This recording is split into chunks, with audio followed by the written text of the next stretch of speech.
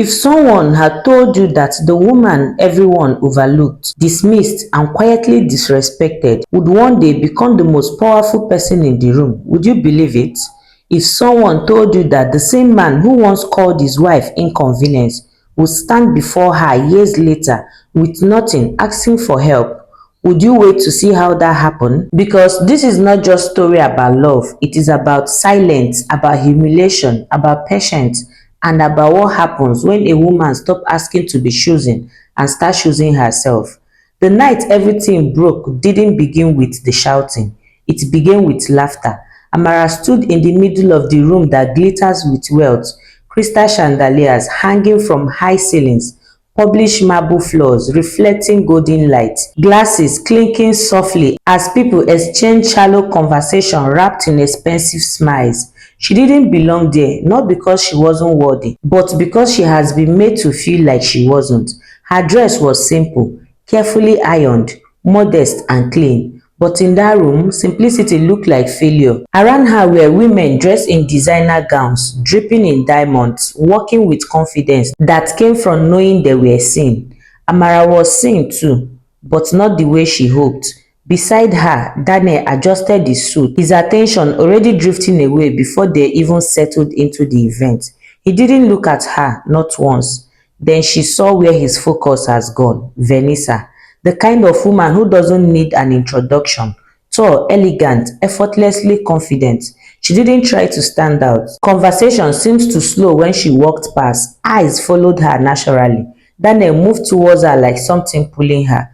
Vanessa, he said, smiling, really smiling, in a way Amara hadn't seen in years. Vanessa turned, her lips craving slightly before her eyes shifted briefly to Amara. Oh, she said softly, almost amused. This is your wife. The word wife didn't sound like respect. It sounded like something small, something temporary. Daniel didn't correct her tone, didn't defend Amara, didn't even hesitate. Yeah, he replied casually, like it didn't matter. Amara felt her chest tighten, but she forced a smile, holding on to what little dignity she had left. Vanessa stepped closer to Daniel, lowering her voice just enough to feel private, but not enough to be hidden. Interesting choice, she whispered. Daniel laughed, that quiet, careless laugh that cut deeper than anything loud ever could. Amara didn't need to hear more. She understood everything. That moment, standing in a room full of people, she had never felt more alone. But this didn't start that night. This was where just everything finally became impossible to ignore. Years before the luxury, before the properties, before Vanessa, there was a small apartment, cracked ties, faded walls, a kitchen that barely held two people. That was where Amara built her love.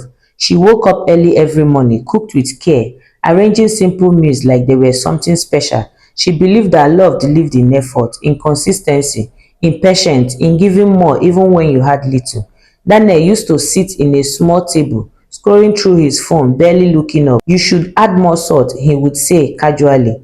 Amara would smile softly. I will mix it tomorrow. There was always a tomorrow with her. Always another chance, always more to give, because she believed love could grow if you nurture it enough. But love doesn't grow where it isn't valued, and slowly things began to change, not suddenly, quietly. Daniel started coming home late. At first, it made sense, work, pressure, ambition. Amara supported him, encouraged him. I understand, she would say, I will wait.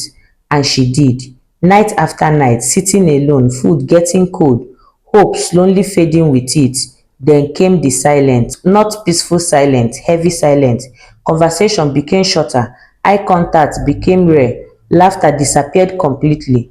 They were still married, but they were no longer connected. At night, Amara would lay awake, staring at the ceiling, listening to the faint glow of Daniel's phone lighting up in the dark. Sometimes he smiled at it, a smile she no longer received. The first time she saw Vanessa's name on his phone, everything inside her paused. Not shattered, the message was simple. I miss you already. Amara stared at it longer than she should have, then quietly placed the phone back.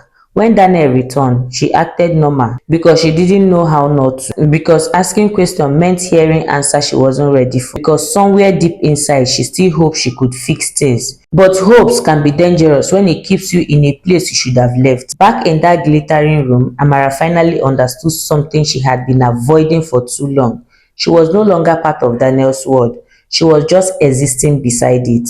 An existence without value feels invisible. She placed her glass down gently and walked away. No scene, no confrontation, just silence. When they got home, the house felt colder than usual, empty even with both of them inside it. Amara sat in the living room, her hands resting quietly on her laps. Daniel walked in, loosening his tie like nothing had happened.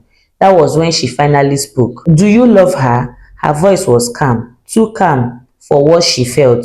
Daniel paused just for a second. Then he said, yes, no hesitation, no apology, no regret, just truth. Amara nodded slowly, tears dripping down her face. Then why am I still here? Daniel glanced at her. Because leaving you is inconvenient. That word echoed in her mind. In that moment, something inside her didn't just break, it ended completely. She didn't argue, didn't beg, didn't fight, because she finally understood something powerful. You cannot convince someone to value you, and the more you try, the less they do. That night, she sat in silence, getting every moment settled, every memory, every sign she ignored, and by morning, she was no longer the same woman. When Daniel woke up, Amara was gone. No notes, no message, nothing. At first, he wasn't worried. She could come back. She always did. But this time, she didn't.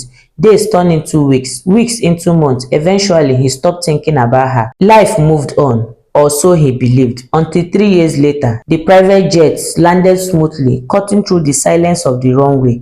Amara stepped out, but she wasn't the same woman who left. Everything about her had changed. Her posture, her presence, her energy. She walked like someone who knew exactly who she was and didn't need anyone to confirm it.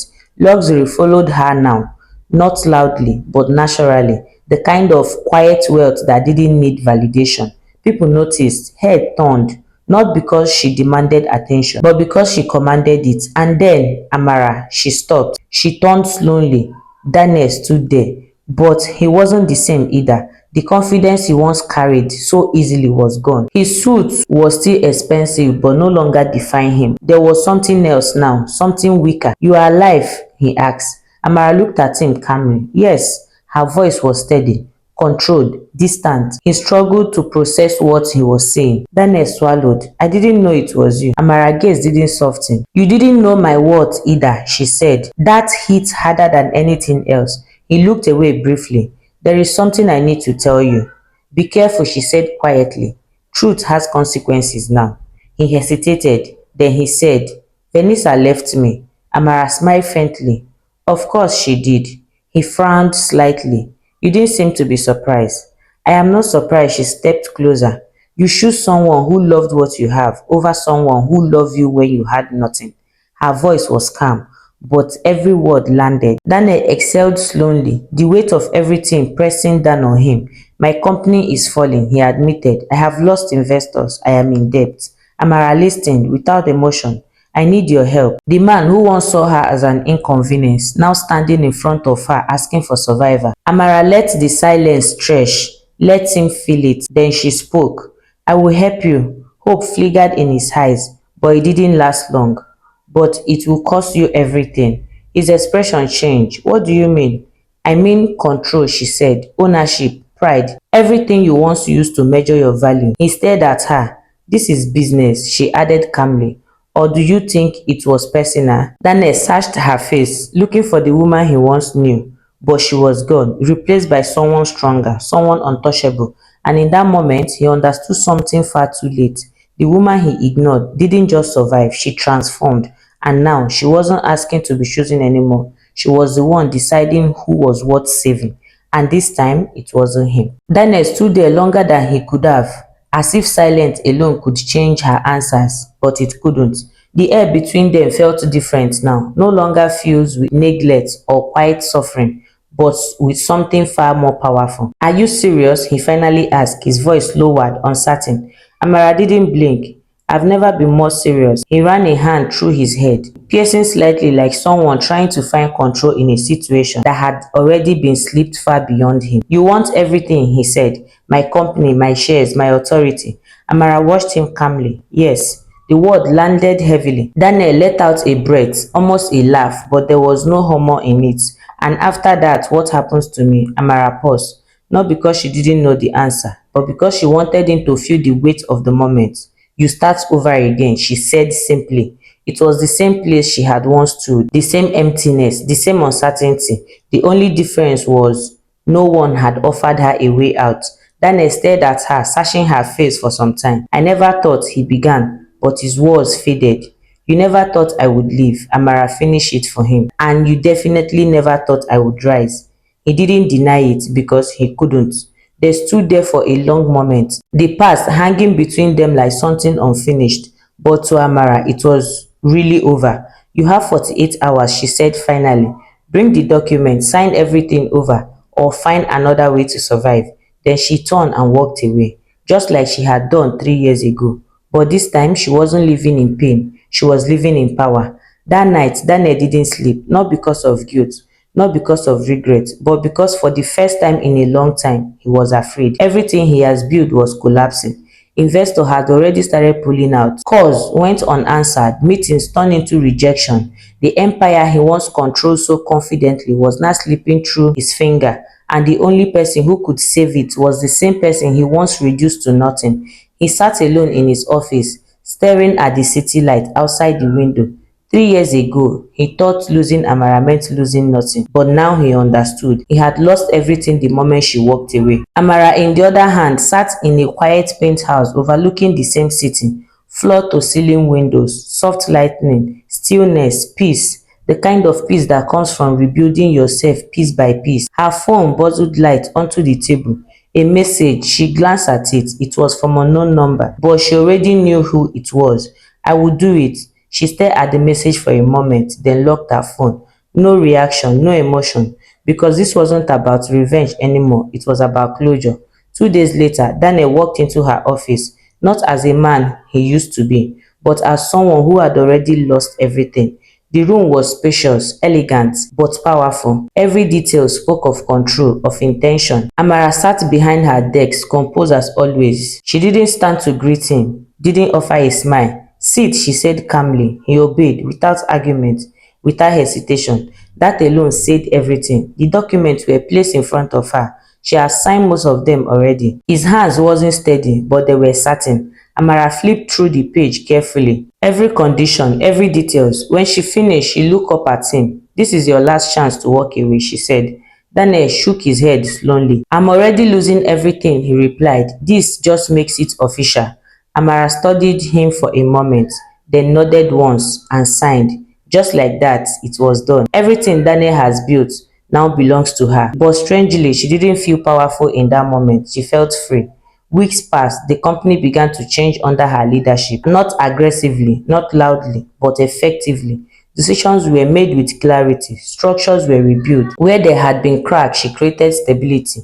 Where there had been ego, she introduced discipline. People noticed not just the success, but the difference. And slowly, the company didn't just recover, it grew stronger than before. Daniel, on the other hand, started over, not in luxury, not in comfort, but from the bottom. The first few weeks were the hardest, not because of work, but because of the silence. No assistants, no calls, no one waiting for his decisions. Just him and the reality he once ignored. He rented a small apartment, nothing like the life he used to live, but it was enough. For the first time in years, he cooked his own meal, sat alone, and in that silence, memories came back, not the big ones, but the small ones. Amara smiling quietly while sitting on the table. Amara waiting for him late at night. Amara choosing him again and again, even when he didn't deserve it. And for the first time, he understood what he has lost. Months later, their paths crossed again, not by accident, by design, a business event, smaller than the ones before, but still significant. Amara walked in, as composed as ever, but nothing about her felt lighter now.